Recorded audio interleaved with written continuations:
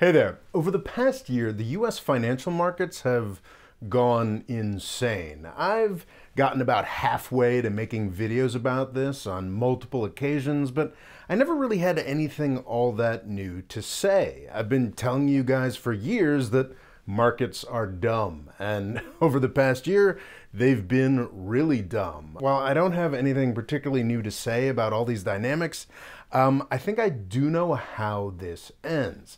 Do you remember in the aftermath of the 2008 financial crisis, a bunch of celebrities got together and explained the complex financial chicanery behind the 2008 financial crisis? So that's what we're going to do today, except it's actually before the financial crisis. I know a crisis is coming. A lot of people know this. Of course, I don't know the important information when it is, but I think I know how it's going to go.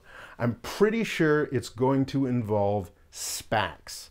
These are special purpose acquisition companies. And today I'm going to explain what they are, why I believe they are a scam, and why I think they're probably going to blow up the current stock market bubble. To describe them, however, first we've got to talk about IPOs. So an IPO is an initial public offering. It's the way that a company changes from a private company, owned by the company's founders and other folks who are presumed to be wealthy and savvy investors, into a public company that the general public can feel safe putting their retirement savings into. This IPO process is difficult. The government, specifically the Securities and Exchange Commission, has all kinds of information it wants to be made public. The company has to put out a public prospectus that investors find enticing, and a lot depends on timing. The process is a meat grinder, and sometimes the process can fail through no fault of the company, just because the broader economy has a downturn. Facebook's IPO back in 2012 was initially very disappointing, and WeWork famously failed to IPO at all back in 2019. So this is where the SPAC comes in. The Special Purpose Acquisition Company,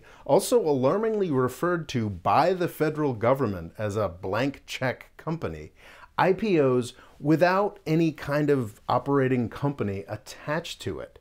The idea is that the SPAC will buy a good company later, and you have to trust management to do that. It's very easy for a SPAC to go through the IPO process because there's nothing to analyze. It's just a pool of money. In our current insane market, people are eager to throw money at people who claim to be smart, and for some reason, this is legal. The SPAC then buys a previously private company, which magically makes it a public company. There is some regulatory structure and SEC review of this process, but not much.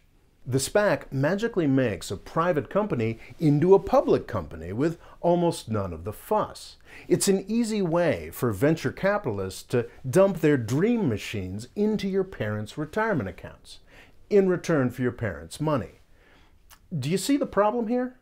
So it's been decades since I was a stockbroker, and it's been most of 1 decade since I was a corporate attorney. So I'll defer to the professionals who say that this is strictly legal, but I think that this definitely violates the spirit of the laws.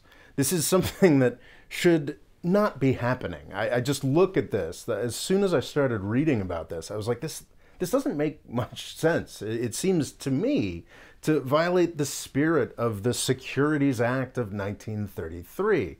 That was the regulation that set up the Securities and Exchange Commission that tried to stand up for the principle that people should be able to know what they are buying. Again, I'm sure SPACs are technically legal at this point, but it doesn't make a lot of sense to me that this is a direction that we are now enthusiastically running towards.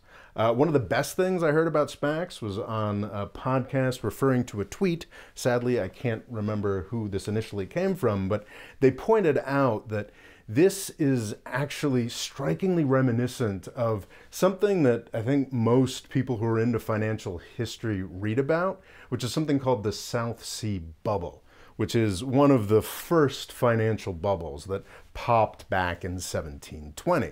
And this was a particularly nasty company, the South Sea Company, that was just one of the many companies that brought a tremendous bubble to the London Stock Exchange, or the England Stock Exchanges, however they organized it at the time.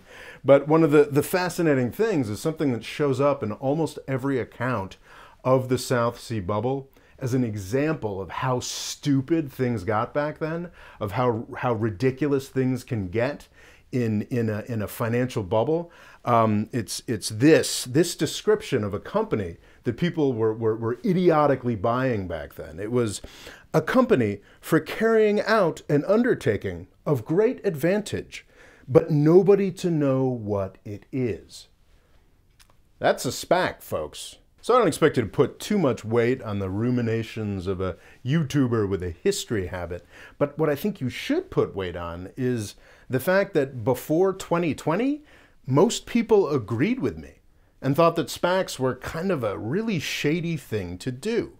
The question here is, what changed? SPACs used to be a rarely used form of corporate organization, and when they were used for relatively small amounts of money. SPAC use exploded in 2020. It's still not a very systemically important amount of money, but if you look at the 2021 numbers, we are on track to have the total number of SPACs go up by at least another factor of 5. This is similar to past vehicles for financial crisis. The collateralized mortgage obligation gained steam for decades before it blew up the economy in 2008. So the interesting question is, why is this happening now? On one level, it's obvious.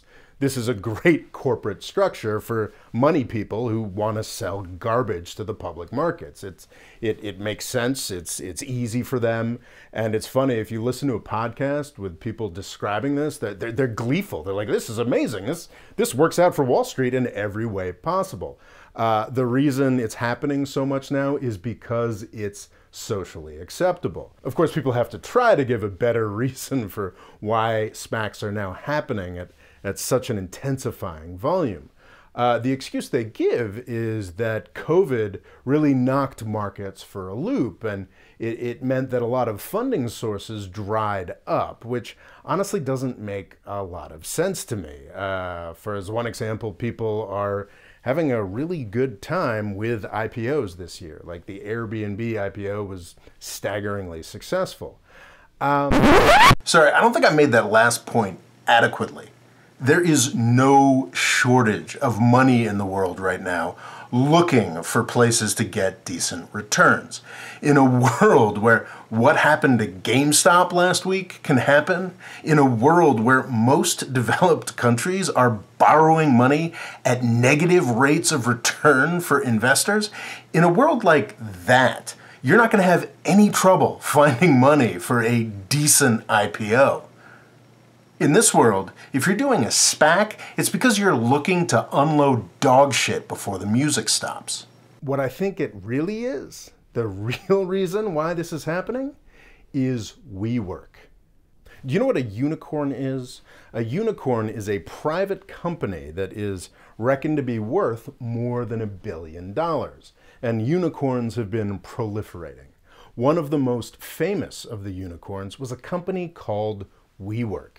I think many people had known for quite some time that WeWork's business model actually didn't make any sense. They had the culture and the public relations of an innovative, impressive internet company, but people who actually looked at the business were like, no, actually, this is like a real estate company. It rents out office space and then rents out that office space to other people. It's not particularly innovative. It's not particularly internet driven. It's not a particularly good company. But this guy, Adam Neumann, the guy in charge of it, was just really compelling and was really good at spinning a line of bullshit. And he convinced a lot of people, like the Saudi royal family and their favorite Japanese banker, to give him absurd amounts of money. And when they gave him absurd amounts of money, that meant, through the weird magic of private markets, that his company was supposed to be worth extraordinary amounts of money. So they were saying that it was worth $47 billion. So it was time for them to harvest this money. It was time for them to sell this $47 billion company to the public markets. So they had to go through the IPO process. This started in August of 2019. So they had to put out a prospectus. They had to put out financial information. And it was a complete catastrophe. They failed. They failed miserably. Because when Wall Street, when investors, when the general public got a look at what WeWork, at the story that WeWork was telling about itself, the whole thing fell apart. It was honestly one of the funniest stories of 2019. Now, normally when a disaster like this happens, it happens in the public markets. And that's never funny. Because in the public markets, you have people who have put their retirement savings into this company. And that's not funny when that falls apart. That's people's dreams and futures being crushed. But because of the IPO process, WeWork tried to IPO, bounced off, and the only people losing money were idiots, were rich idiots, were people who had that money to burn. You couldn't really be that mad at Adam Neumann because the people that he had conned were people like the Saudi royal family and, you know, very wealthy people. So it wasn't a bad story. So do you see where SPACs come in? Rich people, bankers, heavily high net worth people want to make sure that WeWork never happens again.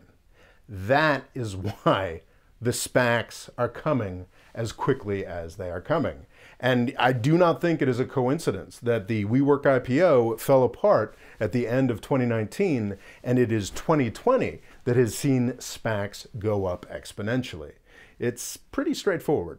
Because if WeWork had just done a SPAC, it might not ever have been caught. It could have just jumped over the line into being a public company. Honestly, WeWork is such a bad company that it's possible that they wouldn't be able to find a SPAC to take them. But it was recently announced that they're gonna try. That's the main point of a SPAC, to allow wealthy investors to make billions selling crap to the public markets. The companies that the SPACs are taking public don't have to be anywhere near as bad as WeWork. They just have to be kind of weak, lame, loser companies. There are already studies coming out that show that companies that go public through the SPAC process are generally weaker and lamer than those that go through the IPO process, which makes sense because the IPO process is tough and it forms a sort of winnowing process that's good for the John Q. public investor. And as the SPAC phenomenon accelerates exponentially, progressively crappier and crappier companies are going to get dumped onto the public market. It'll continue to spin, the bubble will continue to inflate, but it's just going to get filled with worse and worse companies. So when that event happens, whatever it is that pops the bubble, the wreckage is going to be bigger and bigger the longer the SPAC phenomenon continues to grow. I have no idea when the bubble is going to pop. Nobody really does, but I'm pretty sure I know what's going to happen when it does. Thanks for watching. Please subscribe. And if you want a free PDF essay on a completely different topic, you can sign up for my email newsletter at the link here. Thanks.